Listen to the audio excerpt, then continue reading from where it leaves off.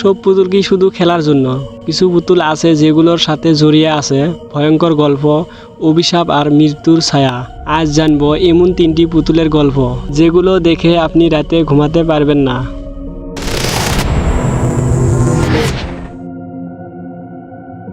এই পুতুলটির কথা নিশ্চয়ই শুনেছেন, সিনেমা বানানো হয়েছে এর উপর, কিন্তু এটি বাস্তবেও আছে। শোনা যায় এটি নড়ে, জিনিস ভাঙচুর করে, এমনকি মানুষকে আঘাতও করে। আজ এটি রাখা আছে ওয়ারেন মিউজিয়ামের মধ্যে বন্দী।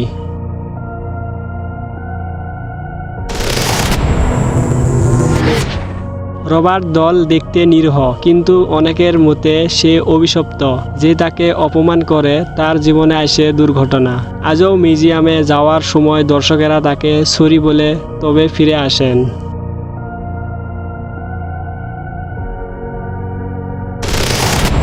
এই পুতুলটির সবচেয়ে ভয়ঙ্কর দিক হলো এর চুল প্রতিদিন লম্বা হয়।